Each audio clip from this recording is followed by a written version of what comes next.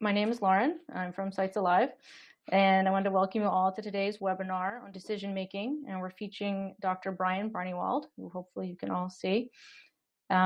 He's going to talk to us about how he decided to become a doctor, some of the decision making processes he uses, and then take some questions from all of you. So I am going to start. Actually, Dr. Barnewolt, why don't you begin and tell us a little bit about your background, and then I'll get the presentation rolling. A little bit about me. I'm an emergency physician. I work at Tufts Medical Center in Boston, and I've been there for just about 25 years now. I first became acquainted with Rich in 1991 during one of his sitesALIVE voyages, and I've been with Rich on most of his voyages during that time, although rarely do we have to actually interface on something medical. Although the last Vendée Globe voyage, we did have a few things to discuss, and we can talk about those if you like.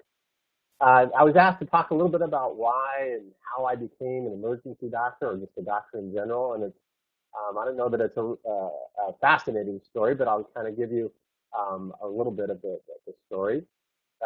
When I was young, I loved being outdoors, and I loved biology, and I loved all kinds of life, whether it was plants or animals or other sorts of things. And so when I eventually got into college, I thought a little bit about being a doctor, but it's kind of strange. I didn't think that that was a possibility for me.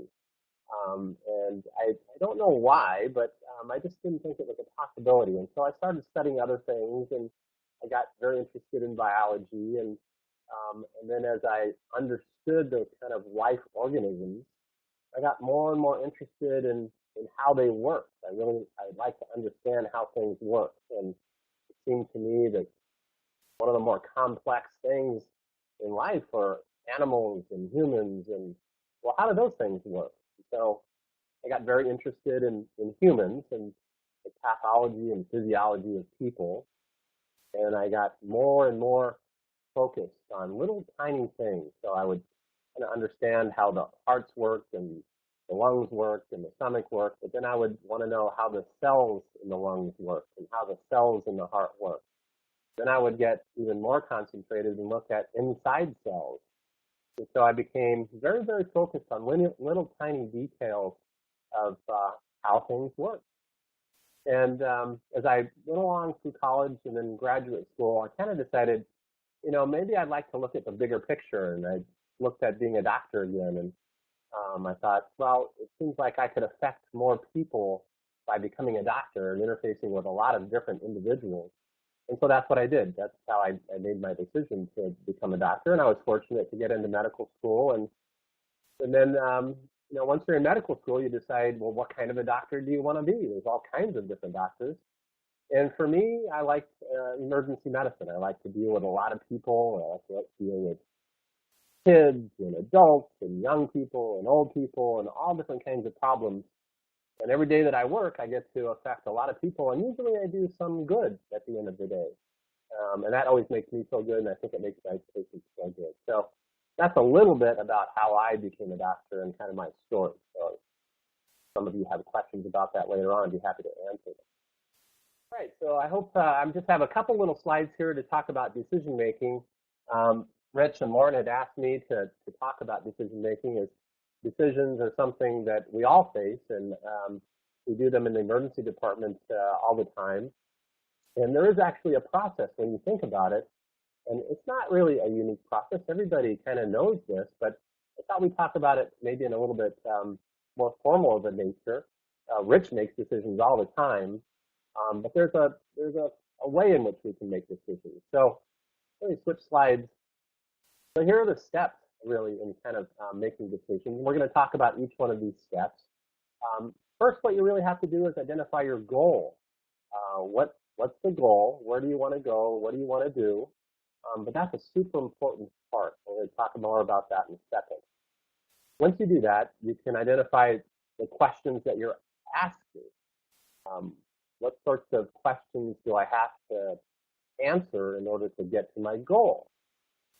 And of course, every question will have more than one answer usually.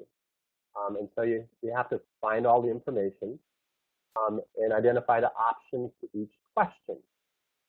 Now, often these options will have pros and cons. There's good parts about an option and bad parts. There can be cost or risk to an option. And so you have to take all those things into consideration. And then you make your decision. And sometimes that's a hard thing to do. And then after that, it's really important to go back and evaluate your whole decision-making process. Well, think about it. How did you come to that decision? And if you're going to do it again, would you make the same decision? Or would you do it differently? And that's an important part of learning. So if we go to the next slide, we'll talk about each one of these things a little bit. So identifying your goal can sound really easy. And in fact, you may even have more than one goal. For example, you're all in classrooms right now. And if I were to ask you, raise your hand if you want to do well in school. I bet everybody would raise their hand. All the hands would go up. I hope so. But then I have to ask, well, what does doing well mean? Does that mean that you're going to be in class every day on time? Does that mean that you're going to get good grades? Does that mean that you're going to accomplish a project and do a really good job on that project? And so when we say, I want to do well in school, that's great. That's a great goal.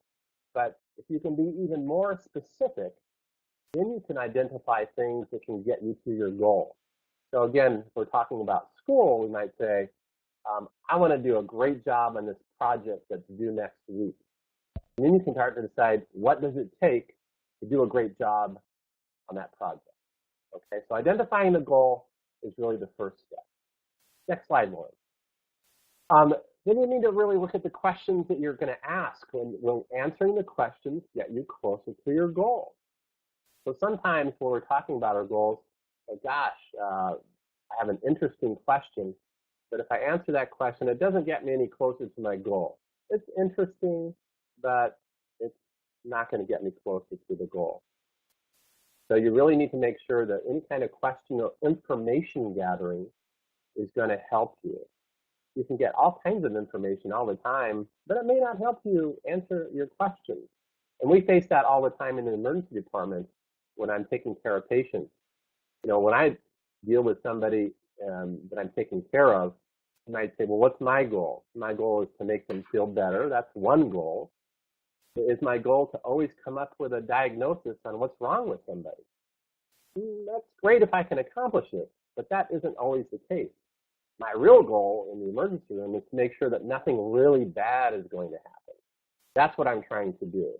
And so I have at my fingertips a million different tests and a million different studies that I can do, lots of different x-rays, and I could do them all. But it costs a lot of money, and it may be interesting, but it's not going to answer my questions, and it's not going to get me closer to the goal. You really have to decide, are those questions important to your goal? And that's important. Next slide. Now, identify the options to the question. So, for example, in the Vendée Globe race that Rich is currently in, he's constantly faced with a lot of different options. Should he go faster and speed up? Or should he slow down and go slower? Or should he really just continue at the same speed? And so he's always asking himself that question. And that's an important question to his goals. And in the essay that Rich and I wrote on Saturday, we talked about one of the goals for Vendée Globe, and that's to finish the race with an intact boat and an intact skipper. And those are two very important goals, an intact boat and an intact skipper. So we can talk about what does speeding up mean, what does slowing down mean, what are the pros and the cons of those sorts of strategies. Next slide.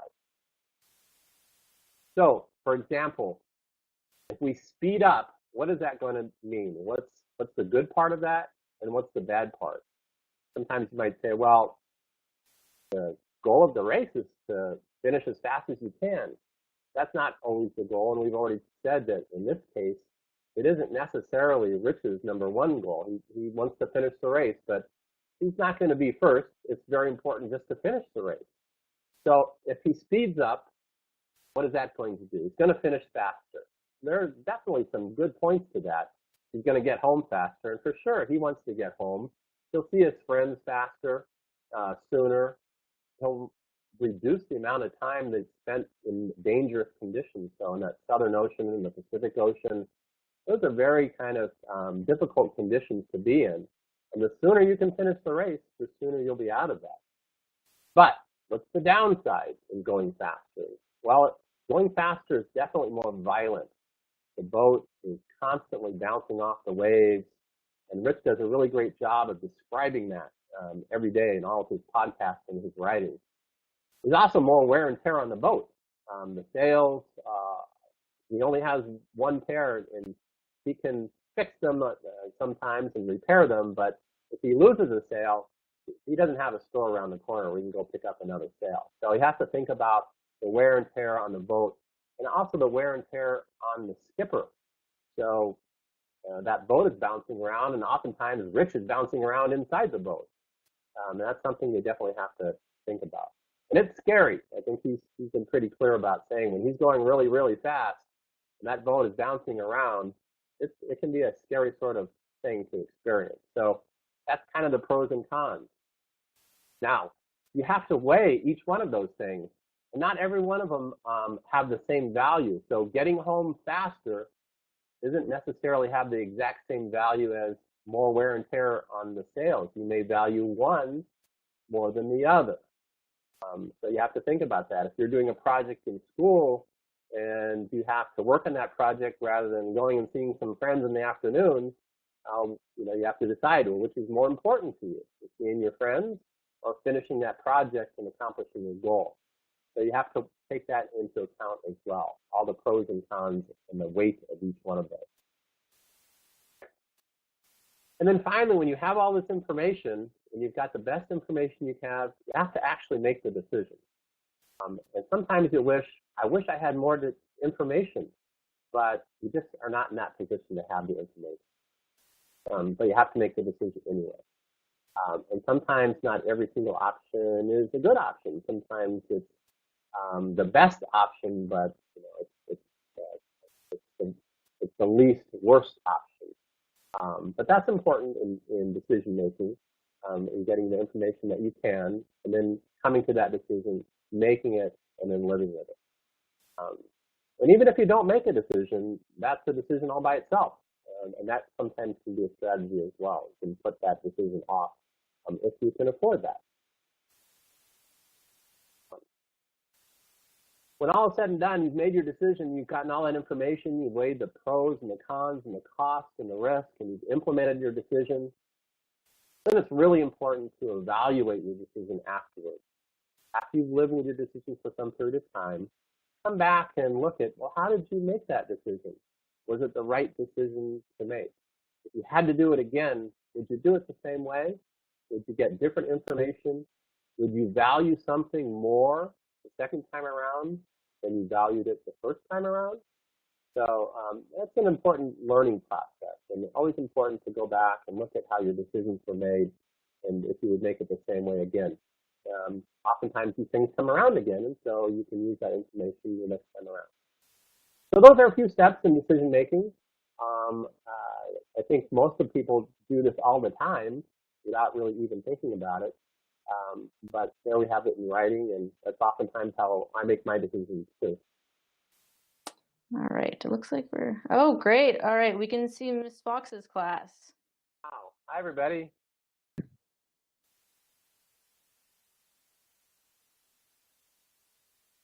All right, well, we've got our first question in, and this is from our class in Nebraska. On Vendée Globe 2008, Rich had a gash on his left eye. How did you advise him to treat that? Well, that's a great question. So Rich had lots of injuries on that Vendée Globe in 2008, and he did have a gash on his eye. He flew out of a bunk and hit the floor and had a big, big gash, and it happened in the dark, and he couldn't see what happened. All he could do is reach up and feel his face, and he felt something wet, and eventually he turned on a light and was able to look at it, and he knew he had a big gash over his eye.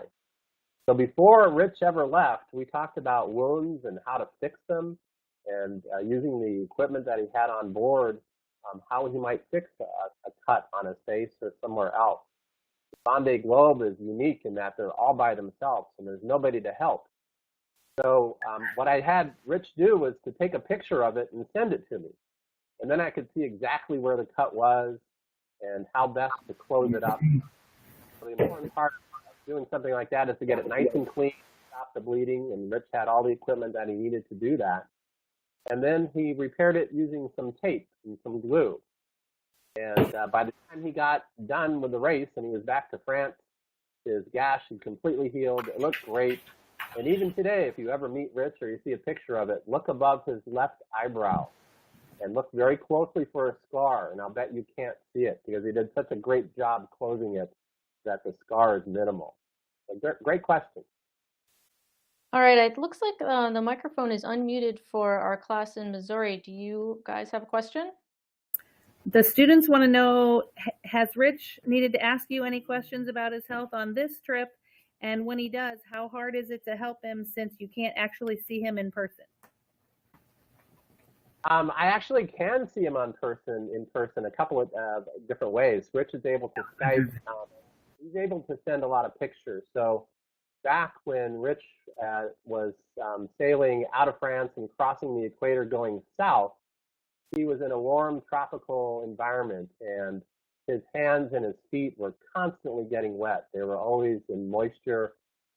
And so he got a little concerned about his hands and his feet peeling a little bit. And he had forgotten in the haste of getting the boat ready exactly the medications that he had on board and some creams and some ointments. And so for me, it's always a great thing to have a picture sent to me so I can look at it. And so he did that. He took a lot of great pictures and they were really high quality pictures and I could see exactly what he was talking about.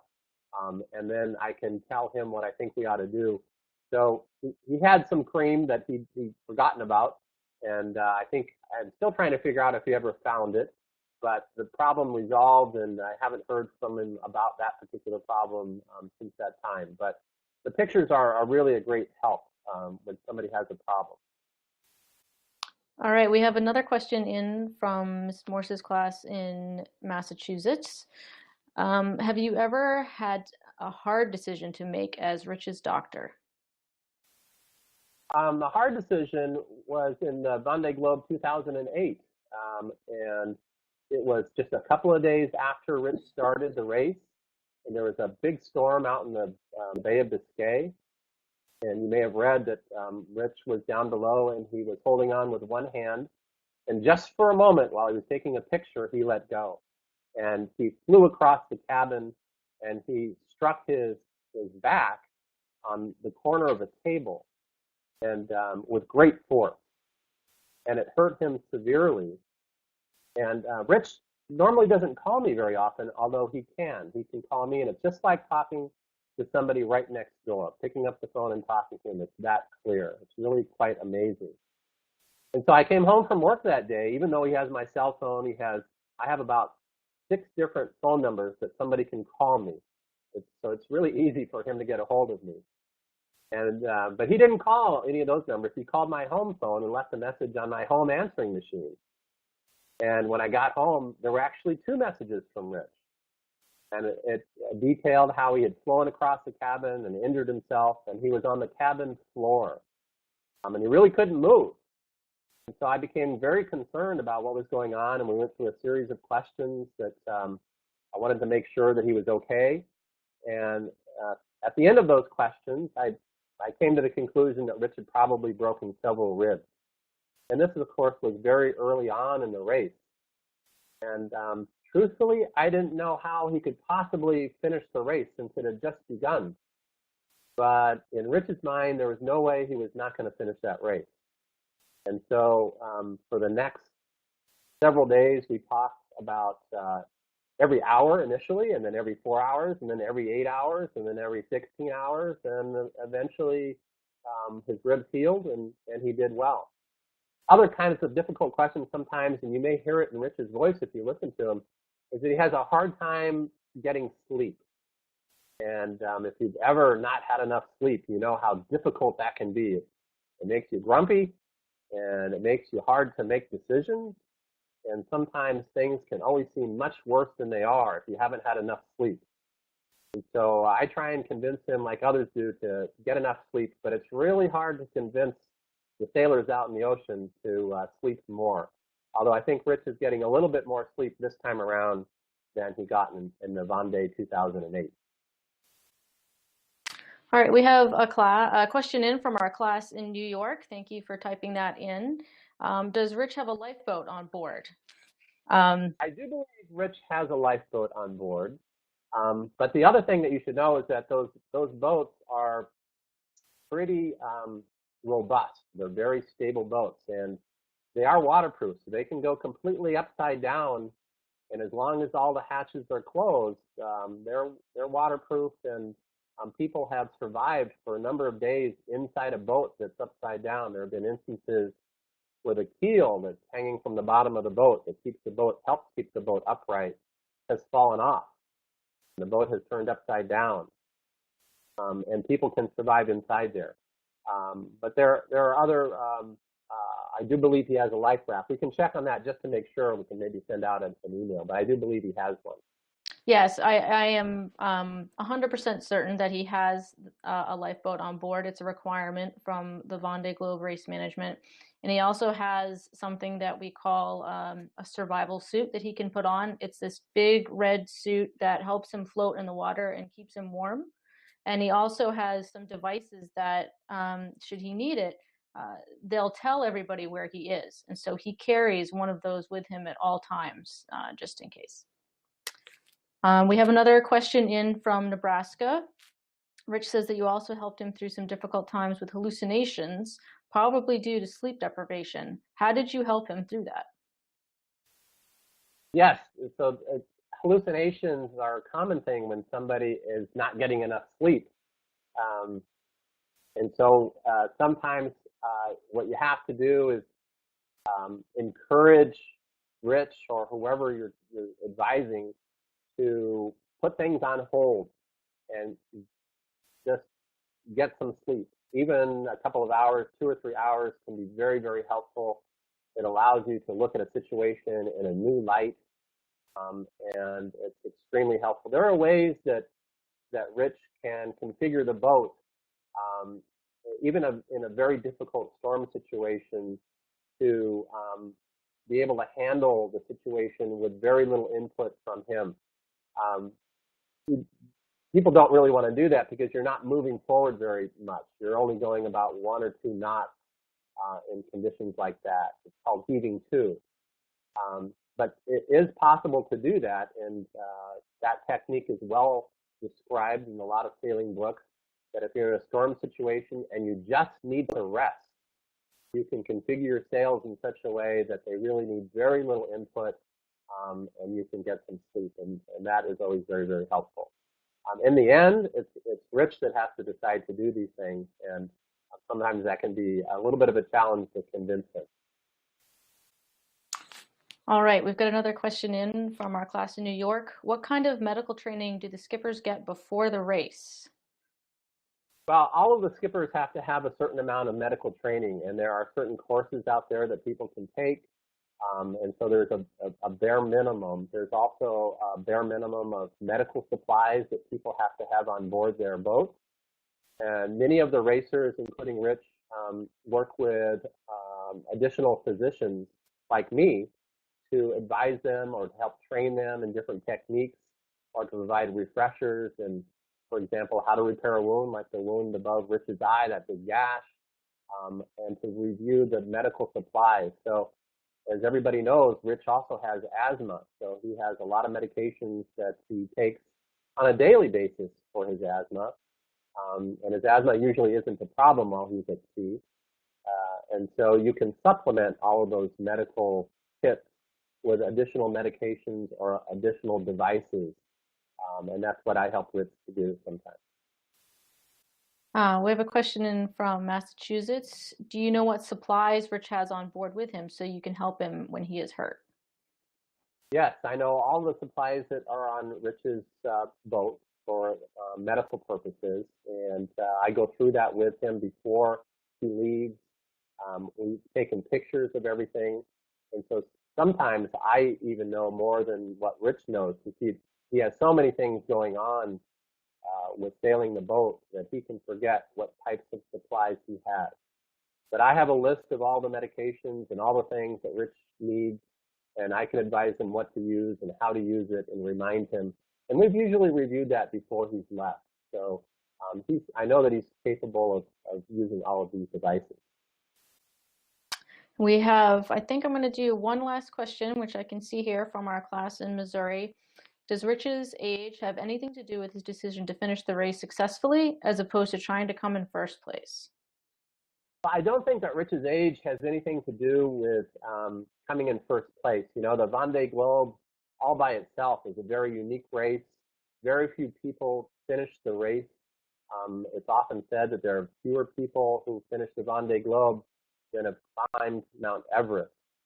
So just going around the world and finishing the race is a huge, huge accomplishment.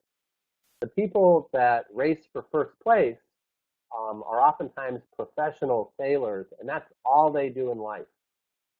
They're great at it, and they're very accomplished, but that's what they do for a living. And while Rich is also a great, great sailor, he does a lot of other things, including sitesALIVE and all these educational projects. So for Rich, he wants to do well, but for him, he knows that he's not going to come in first place. It has nothing to do with his age. But what he wants to do is finish the race, describe the voyage to all of those that are listening and watching, and he takes great, great pleasure in that. Yes, I would just follow up in saying that his goal before the race is to make it all the way around, and to do that safely, and to make sure that he can deliver the program and talk to you guys and answer all your questions. He's probably going to need to go a little bit slower than everybody else. But for him, as Dr. Barnewolt said, finishing the race and being able to interact with all of you is his goal. And so he makes his decisions every day to make sure that he can do that. Thank you to everybody for joining us once again. Sorry that we continue to have a few technical difficulties. Thank you to Dr. Barnewolt for joining us, taking some time out of his busy day. Is there anything else you'd like to say, Dr. Barnewolt, before we go? I just want to thank everybody for joining us today and for staying with the program. I know that Rich loves it, and he loves educating you guys. So hang in there. Yes, and I will just follow up with that, saying that Rich was planning to join us today. We went back and forth a lot, talking about how we'd be able to do it from sea, but he had a few problems with emails overnight, and I think that just conditions on board didn't let him join us today. But he's really excited. This webinar is recorded, and so for last week's, I shared the webinar with him, and he was so excited to see everybody and hear everybody's questions. So keep following along. He knows you're there. And please send us any questions you have. And thank you very much for everybody for joining us. Bye, everybody. Bye.